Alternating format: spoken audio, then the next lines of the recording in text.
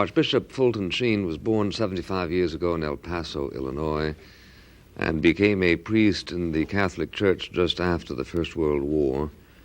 He is considered by almost everybody a great enigma. Those who like to disparage his evangelism have a difficult time accounting for his extraordinary academic record. Those who claim him as a conservative are continually amazed at his positions in behalf of statist welfarism. Those who have been inspired by his anti-communist lectures, which began in the early 30s, cannot understand his current calls for withdrawing from Vietnam. Archbishop Sheen has served as head of the Worldwide Department for the Propagation of the Faith.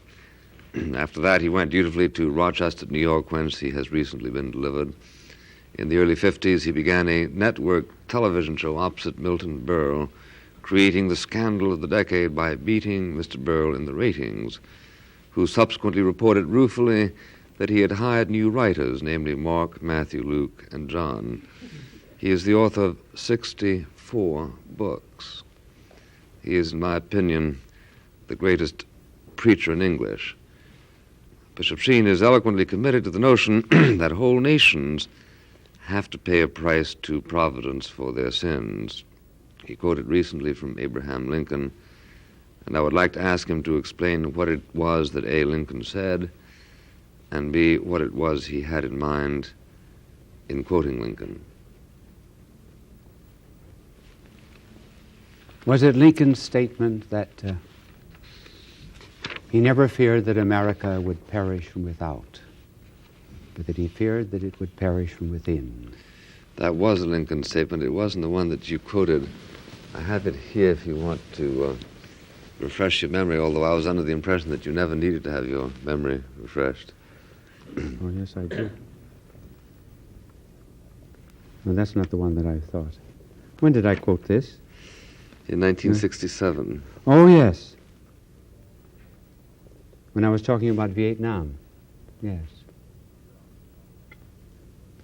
Well, what Lincoln said was that the awful calamity of civil war which now desolates the land may be but a punishment inflicted upon us for our presumptuous sins to the needful end of our national reformation as a whole people. Or rather, he asked that question and then answered it by saying, intoxicated with unbroken success, we have become too self-sufficient to feel the necessity of redeeming and preserving grace, too proud to pray to the God that made us.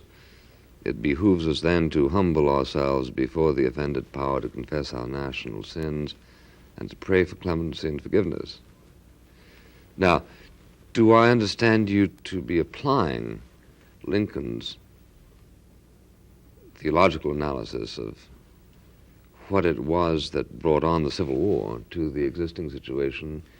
Is the Vietnam thing to be understood as a form of national tribulation, which is in some way related to what we have earned? No, Mr. Buckley, I did not mean to imply that. I merely meant to imply that there is a moral order and that there is such a thing as retribution.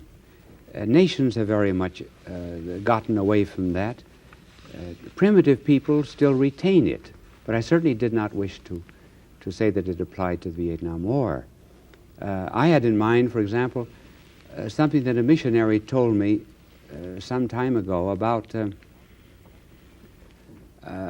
injustice that they had committed, and that particular day they had stolen the missionaries' axe.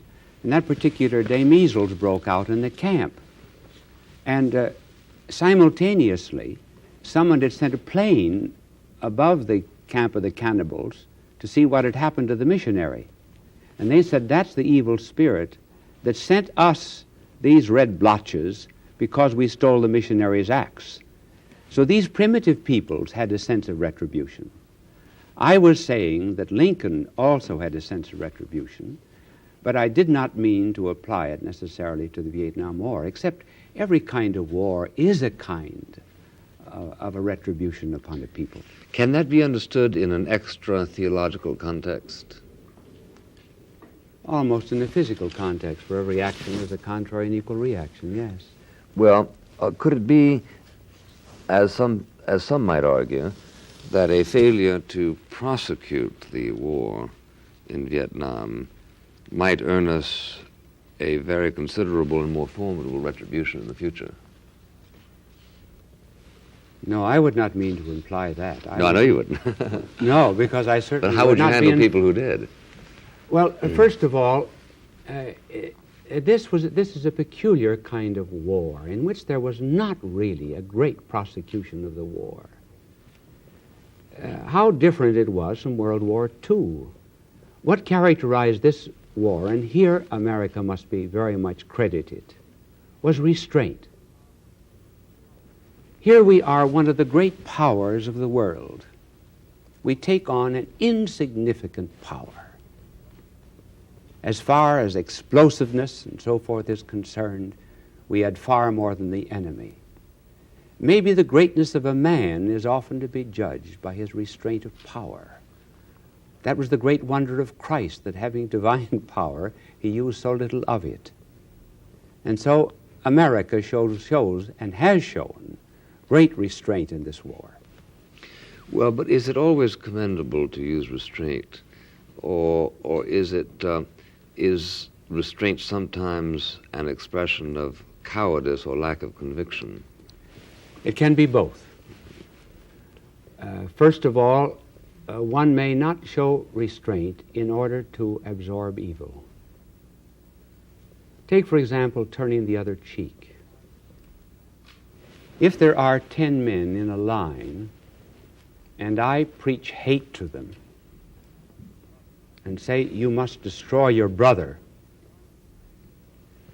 and one man turns and strikes his neighbor, 2 strikes 3, when will it ever stop?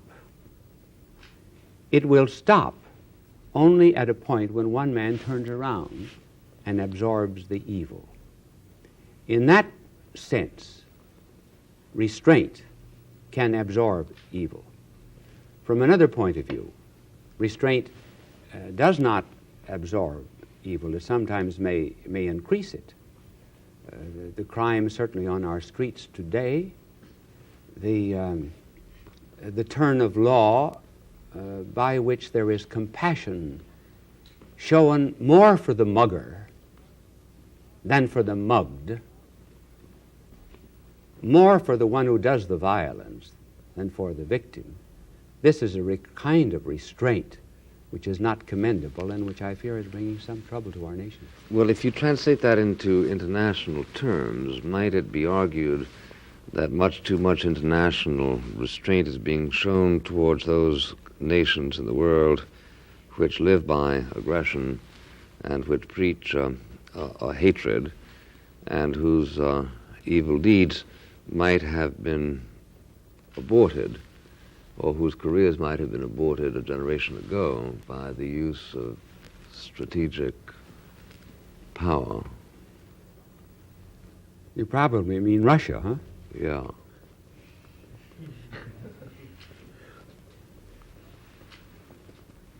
No, I think that restraint is here commendable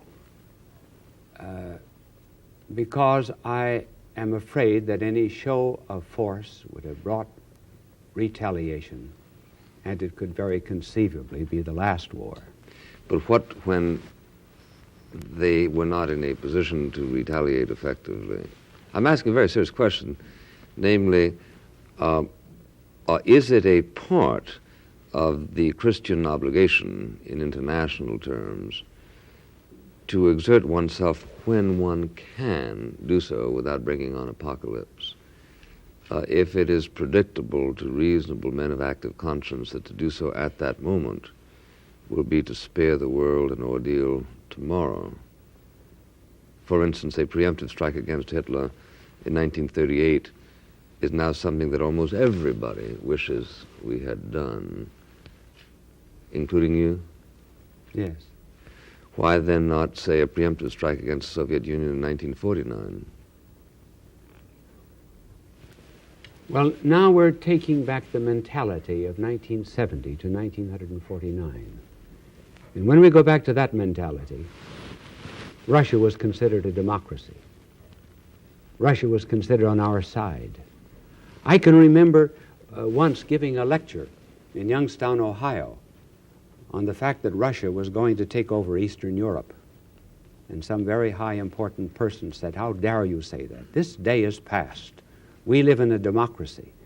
And in 1949, that's what we were thinking about. I think, Archbishop Sheen, that you're a little bit, a few years off, aren't you? Fulton, yes, Missouri. 36, Fulton, right. Missouri was 46 yes. when the Cold War was declared. Right. And even the Democratic president had recognized it by 1949, indeed rather dramatically, with the Truman Doctrine and so on.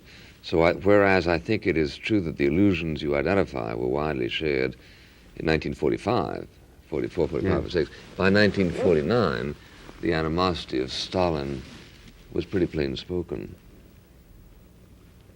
Yes, but I cannot look back and feel that we should have resorted to violence in those days. I think we would have brought a greater apocalypse upon the world. But you can, as regards 1938. Yes, hypothetically, 1938.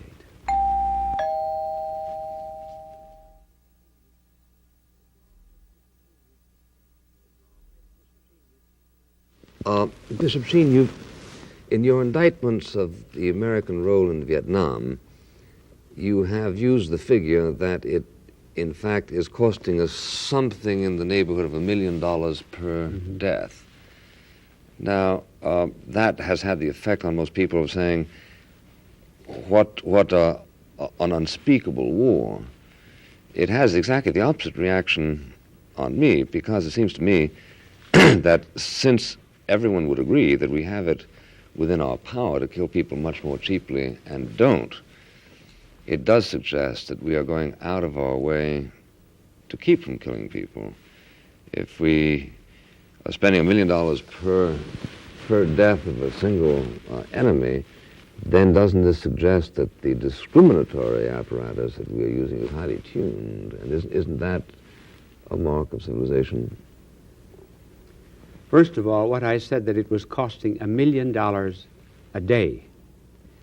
If there were 24 men, $1 million an hour. Mm-hmm. If there were 24 men killed in a day, then right. it would be $1 million a day. That was the statistic. Which is not far off. Which is not far off. Yes. Actually, it's probably it's in the neighborhood of 250, yes. 300 people a week. Now, how are you going to turn that? Well, what I'm saying is, if we wanted to kill more people, we could do so much more cheaply by Dresden-type bombings. Our reluctance to do so, our failure to do so, it seems to me, in terms of moral arithmetic, is praiseworthy. And under the circumstances, I have never understood the use of the high ratio of dollars per death as an argument pointing to the immorality of the war, but to the contrary. Yes. It was not so much to point to just to the immorality of of this war, but rather to the immorality of war itself. What I was doing was to go back to figures that had been gathered by some historian about how much it cost to kill a man in different wars. For example, it is estimated that it cost Julius Caesar 75 cents a man. In World War I, it cost something like 20,000. In World War II, it cost 200,000. Then I adduced the figure that it cost $1 million an hour in Vietnam. I was not speaking about moral arithmetic. I was just speaking about the terrific economic burden that is thrust upon mankind in virtue of fighting. So I would not, you're very clever, however, to draw that conclusion, that it was an evidence of our restraint, and I can see the value in the deduction, but that was not my purpose. But your purpose surely isn't to illegitimize war, is it? That is to say, do you not believe that some wars are defensible? In fact, some wars are imperative? Yes, I could see a reason for a defensive war. Yeah. If we were invaded. Well, then, therefore, it becomes a strategic question whether a particular war is a defensive war, correct? Yes. I mean, it becomes a theoretical question whether or not Vietnam does relate to the defense of this. Right. And that, therefore, you would not criticize as a class those people who defend the Vietnam War. I certainly would not. However, you happen yourself to feel that the time is past when you would choose to defend it. Yes. And the statement that I made about it, Mr. Buckley, was about 3 years ago, when the statement was much more applicable than it is today.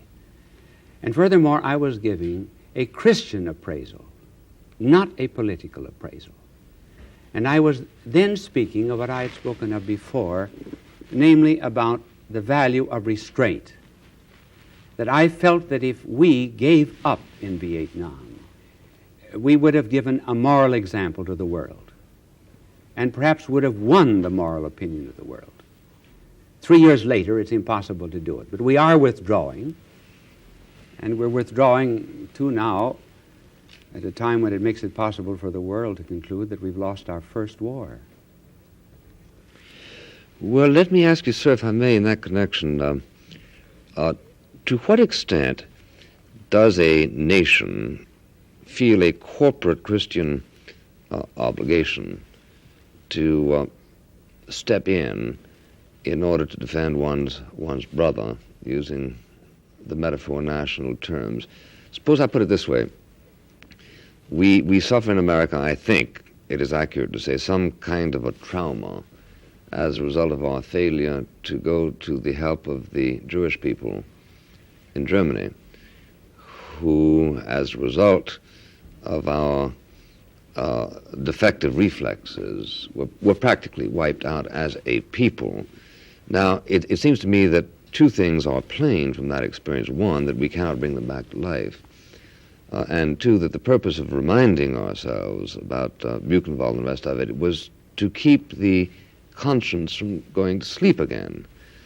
Now, if there is evidence that a genocide is continuing in other parts of the world, is this something concerning which we ought to be more active? Ralph Hawkworth writes a very successful play in Broadway which criticizes Pope Pius XII for his delinquency, I think historically inaccurate, in not moving faster to mobilize sentiment in behalf of a rescue mission to the Jewish people in Germany.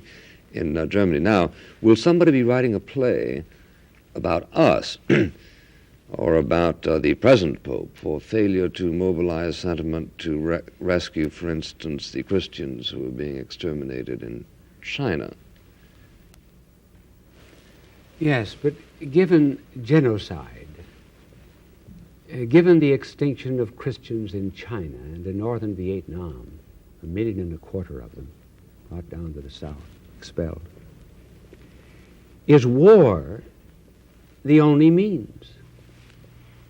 Are there not other means? One, of course, is dialogue, which is not always successful. But I wonder if we, for example, did not begin to spend more of our money in helping people, maybe indirectly. We are 7th in the world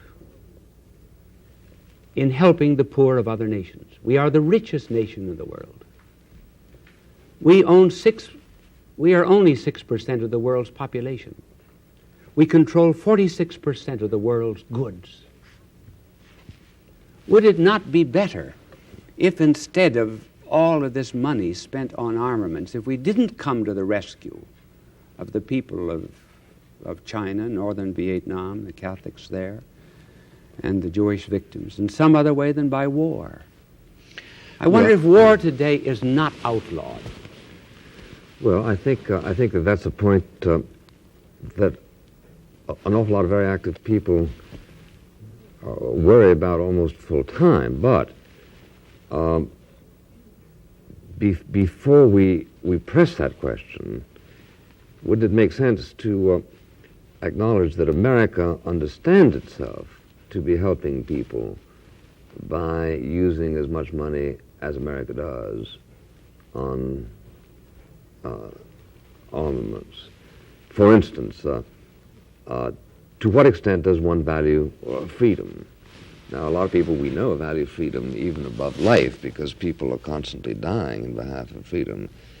In fact, the $80 billion that we spend can be interpreted as an act of international philanthropy, since we are providing a shield not only for ourselves, but for instance for Western Europe, for Canada, for Latin America, and therefore isn't that a form of philanthropy?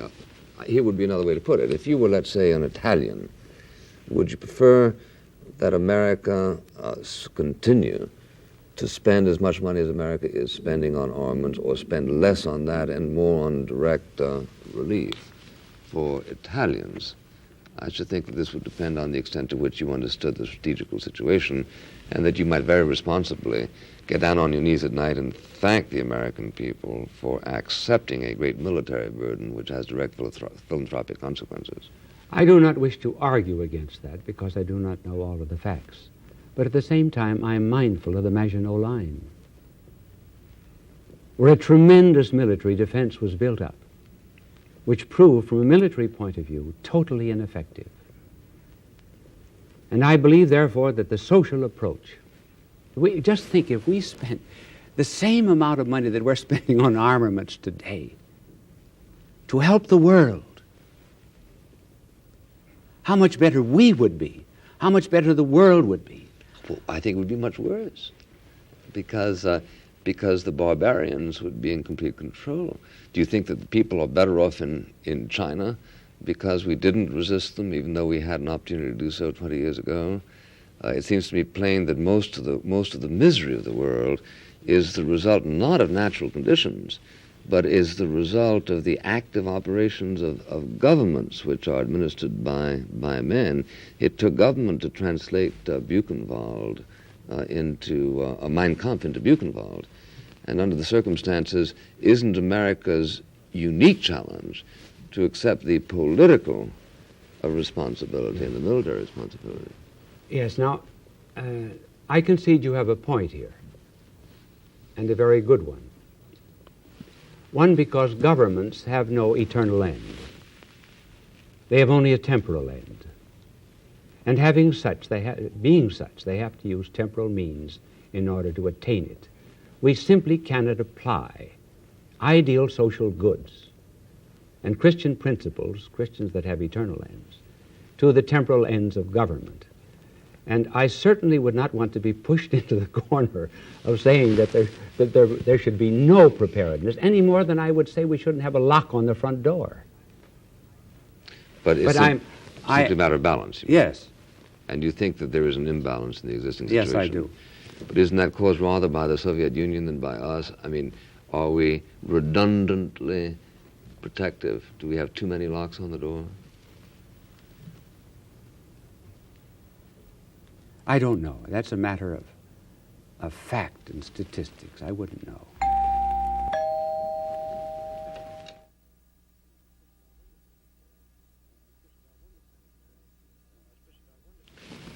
Archbishop, I wonder if I could ask you to comment on something which fascinates a lot of people, non-Catholics, for instance, and distresses a lot of people, Catholics, for instance, which is the apparent erosion of faith. I saw recently a statistic that the church-going population of America has declined from 49% to 43% in the past 10 years, but that whereas the Protestant slide has been about 15%, the Catholic slide has been more substantial. Now, I know there are those who wonder whether this is simply that we're all being manipulated by the zeitgeist, or whether there is a causal relationship between the erosion of faith and the ecumenism of the Vatican Council. No, I should not say that ecumenism was the cause of the erosion. Certainly the zeitgeist is partly the cause, and very much the cause.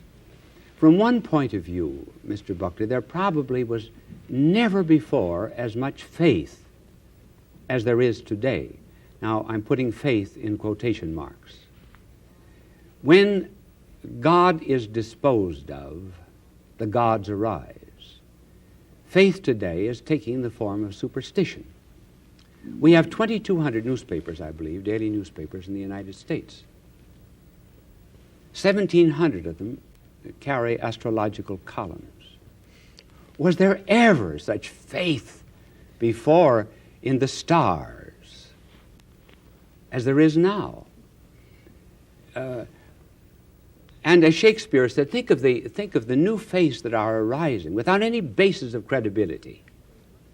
As Shakespeare says, what damned error but some sober brow will bless it and approve it with a text. And so, on the one side, faith, without quotes, is indeed declining, partly on account of the zeitgeist. And on the other hand, it is increasing. The gods are multiplying. We have almost polytheism instead of monotheism. Well, could it be, though, that the singular attraction of the Catholic Church over the years, namely its dogmatic constancy, has now been so diluted as to cease to be singularly appealing to those people who were looking for a transcendent mooring and had, over a period of centuries, found it in the Catholic Church in a way that they were able to justify rationally? Is this something that was surrendered during the 60s as a result of the ecumenical passions? I will arrive at your conclusion from a different premise. It's an old trick. No, but it's just really almost to supplement it. The Church and Christianity has pretty much had a kind of a monopoly about God, and particularly the supernatural. It aggrandized to itself this divine order and kept the natural order outside. So our distinction between the two was quite rigid and severe. With the result that the natural order, the political, social order, had to find its own deities, develop its own religions, a naturalism, a humanism, an existentialism, scientism, pietism, whatever you please. At the Vatican Council, which I attended, one did not find any discussion of that rigid distinction between the supernatural and the natural order. In other words, we are today paying a price for a kind of a monopolistic theological capitalism. Well, is it a price that in fact yields to the very, very old passion of many people to immanentize the eschaton and to utopianize the world? Are we in fact attempting really a secular idealism to which much of religion has shrunk? Yes, the secular, of course, has indeed a great appeal today. But there's a reaction against that. Who is more dead today than Harvey Cox's Secular City? Because the Secular City didn't turn out to be quite as idealistic as Harvey Cox thought it was. And even in this secular order today, look at those who are trying to find hope. For example, Jürgen Moltmann, the Lutheran German theologian who has written so much about hope, says that he went into Prague one day to attend a communist congress. And he picked up a copy of Time. And on the cover, God is dead. He went to the Communist Congress. The programs had already been printed weeks before, and the title was, God is not dead, quite dead. Then he went to a Communist Congress in Marienbad in Czechoslovakia, where there were Protestants and Catholics and communists in discussion. All of the Protestants and the Catholics talked about the necessity of the church getting into the world, immanentism, involvement, secularism. What did the communists talk about? Transcendence. And now even time has changed its cover on God is dead.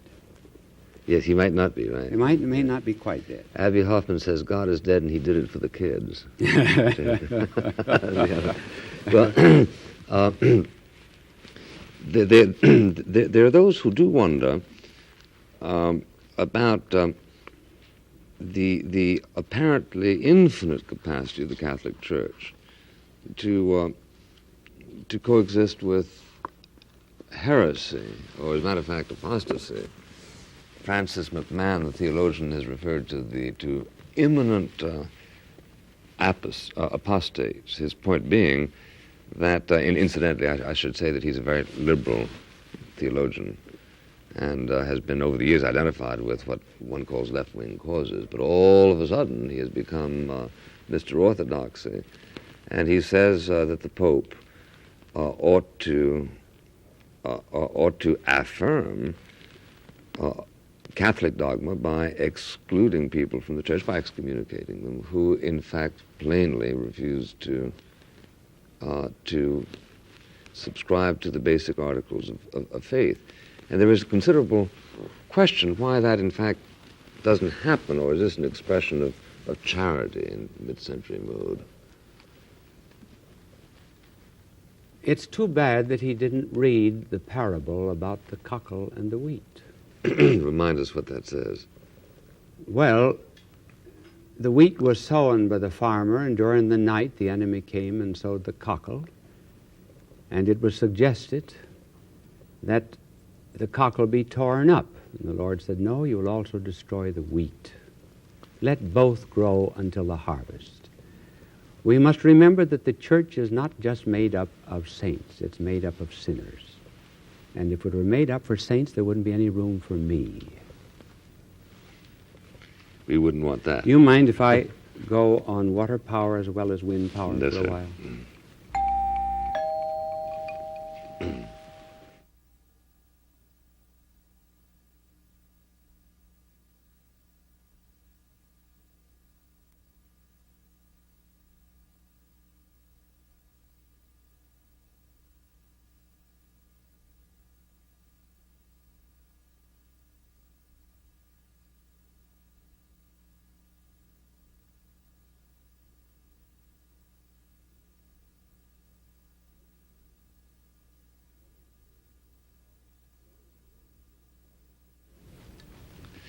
Well, do I understand that the situation today is different, Archbishop, from what it was during those other periods in religious history when it was thought that the act of excommunication was actually an affirmation of Christian solidarity, which was strategically necessary and even strategically kind? Is the situation different now from when, let us say, the Manichaeans were excommunicated? Yes.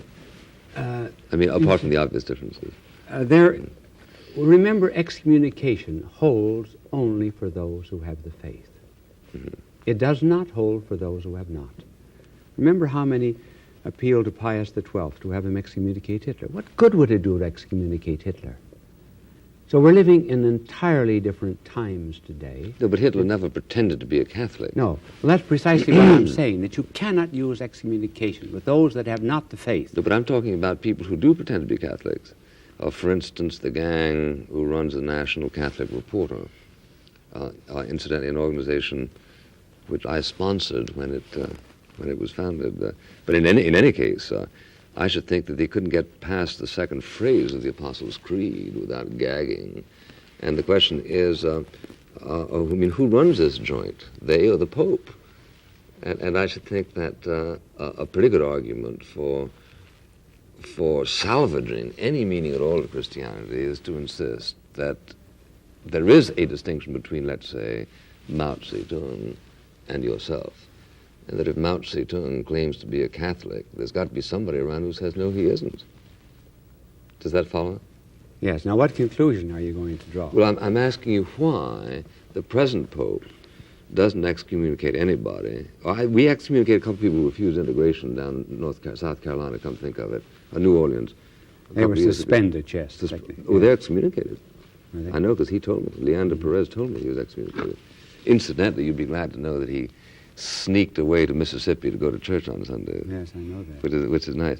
But my point is that why in mid-20th century is the act of excommunication not invoked, whereas it has been invoked throughout history.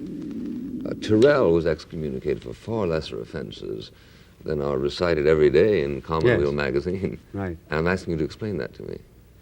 Well, again, it's a change of the spirit of the times. I think the church has become much more patient and kind. It's more related to the world than it was then. The church was very much locked up in itself. After all, what the Vatican Council did was to relate us to the world. First of all, in the Vatican Council, the world came into the church, and the church went out to the world. But did it? Yes. Well, then why doesn't it follow that more people welcomed it?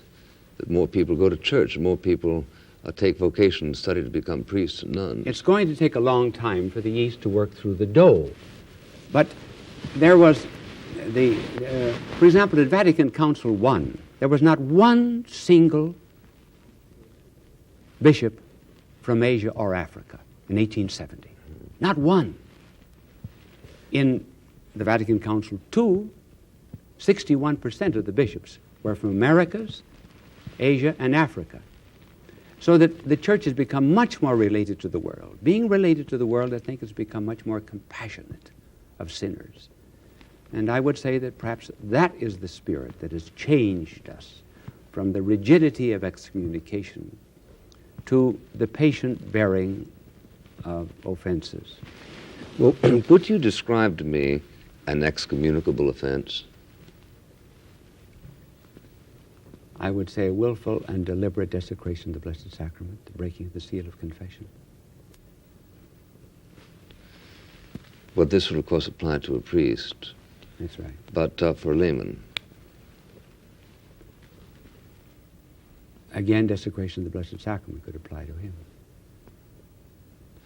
And is it possible to desecrate the Blessed Sacrament by, let us say, participating in a black mass? That would depend upon the degree of participation and the degree of proof. It's going to be very difficult to prove any participation in the black mass.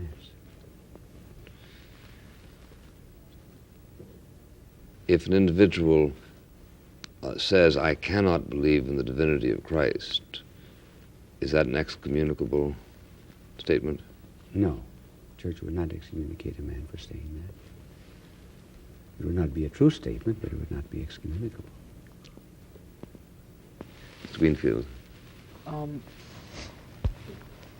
Going back to what you were discussing earlier, I get a sense in recent days of a kind of much sharper separation between what I used to think of as religious conscience and the so-called real world, the natural world. And I think of it in political terms, I have to admit.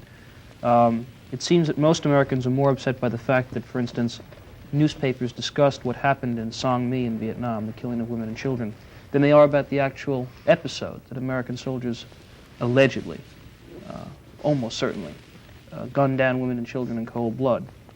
A sense that almost that we've come to a point in America where if we can dehumanize other people enough, we don't really care what happens to them, whether we call them Black Panthers or whether we call them dinks or gooks in Vietnam.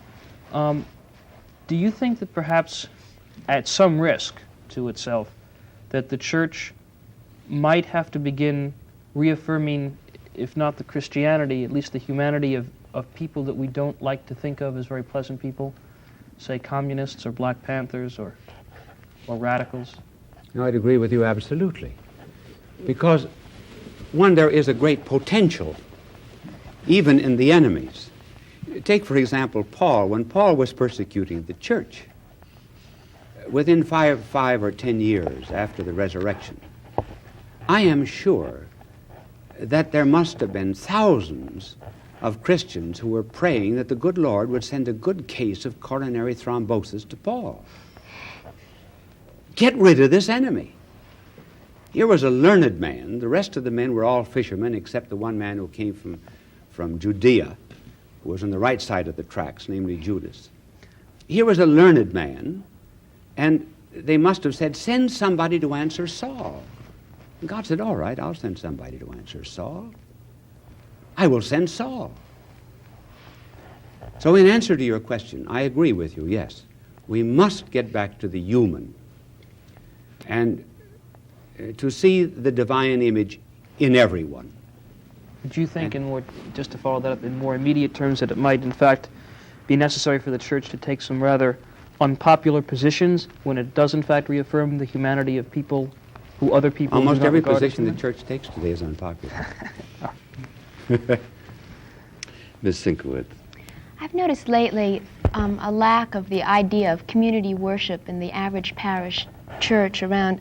Somehow the satisfaction of worshiping together like the early Christians had seems to be missing in a rather perfunctory, I have to go to Mass on Sunday kind of thing.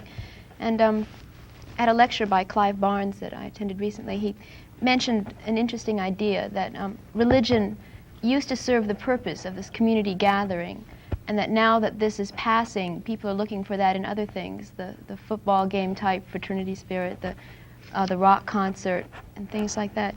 Do you think that this lack of community spirit could be a reason for the decline in attendance at church that Mr. Buckley was speaking of? Yes, it could in part.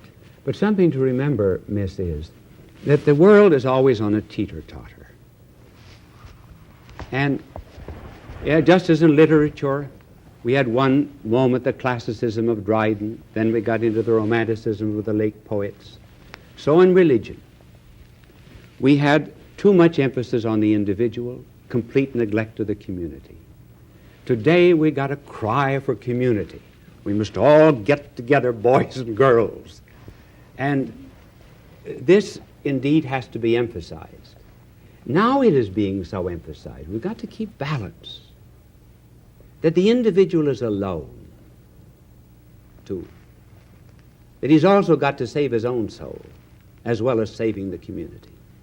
That while there must be much more relevance in the world, we also have to have considerable irrelevance.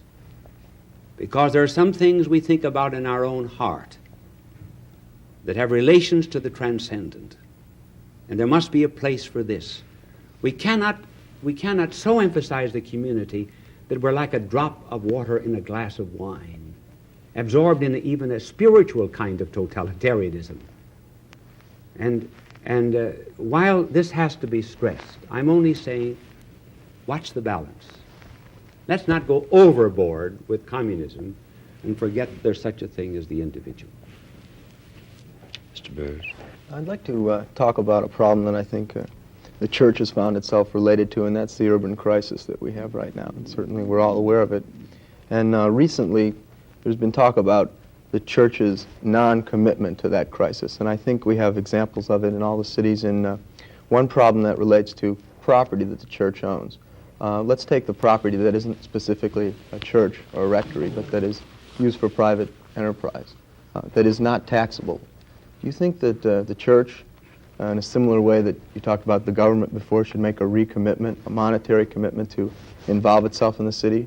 Because it would seem to me, in relation, for example, to the extent of land that the church controls in the District of Columbia, that there is a lot of good tax money that is certainly necessary to feed, house, and run the city that seems to kind of trickle away and that people never get a hold of. That's a very good question. There are really two points to your question. One is the church and its relatedness to property, and the other is the church and its relatedness to the urban problem. First of all, as regards property, the church doesn't have nearly as much wealth as is generally assumed. But as regards property, which you mentioned, I think that we must make a distinction, one, between that which is used for religious purposes, like schools and churches. Two, that property which will be used within a period of 3 or 5 years for religious and social purposes. And thirdly, property that was not within the planning of 3 to 5 years. That, I think, should be on the tax roll. That for property. Now then, as regards the urban crisis, it's rather popular to say that the church is not interested in the urban crisis. I came from a diocese where we paid $639 a day to just the urban crises of one city alone. $639 a day, 7 days a week, where simply because there was nothing being done for housing, we went out and bought 19 houses for blacks that had families and they were living in impoverished conditions. Unfortunately, the church has no megaphone and has not been able to express all that it is doing for the urban crises. And then it's not to be forgotten that in one place there was an attempt to give away a church and a school and everything else in order to start housing for the poor, and the poor man was knocked on the head, whoever he was.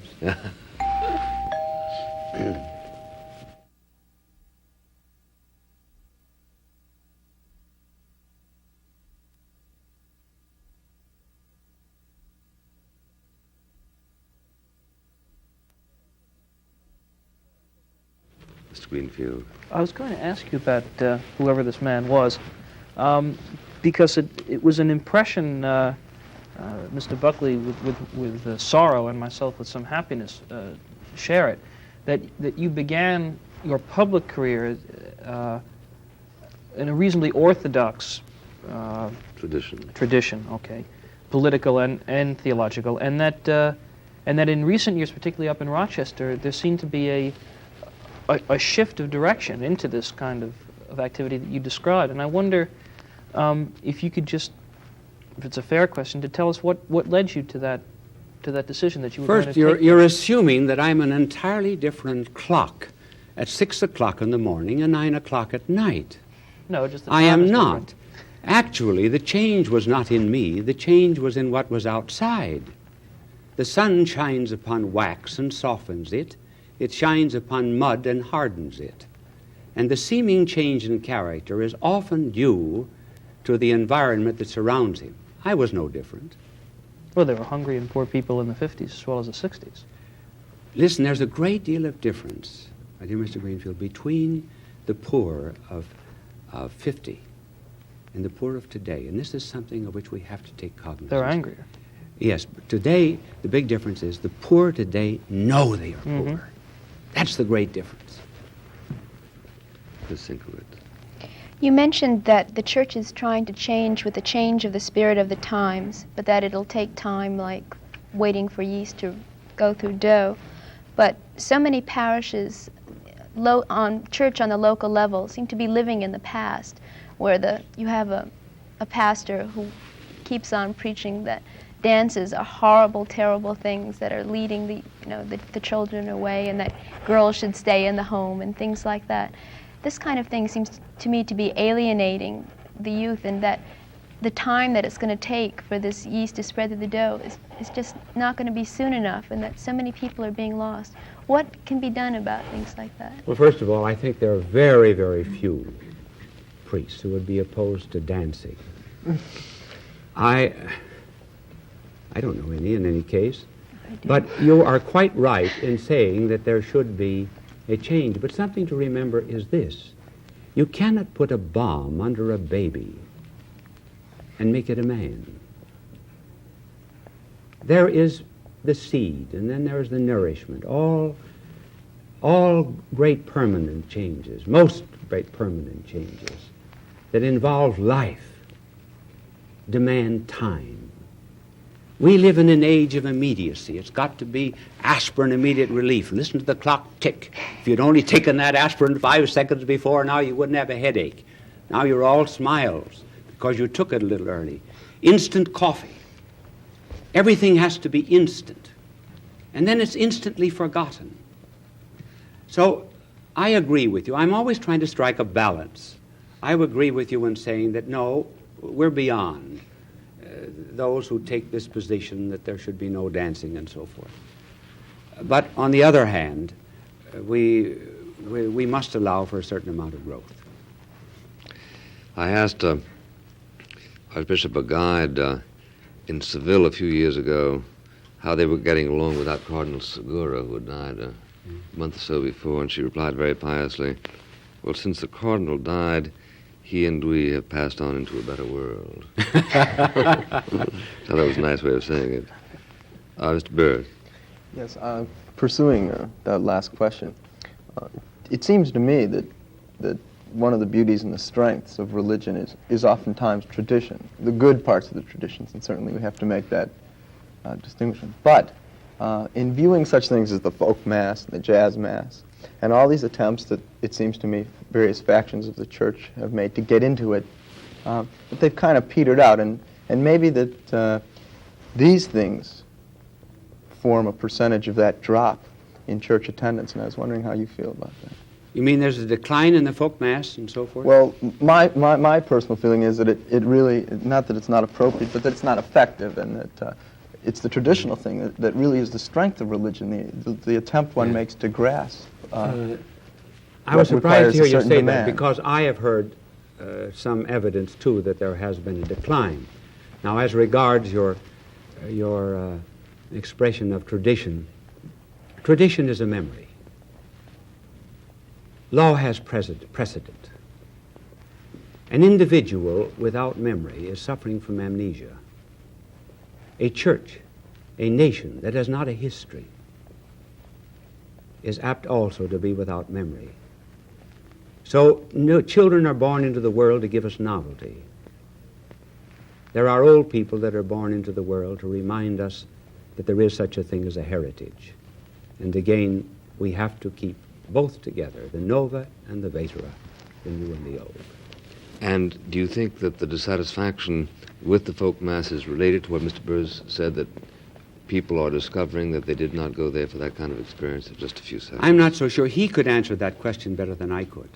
I'm afraid he doesn't have time. But thank you very much. Thank you all. Thank you, members of the panel.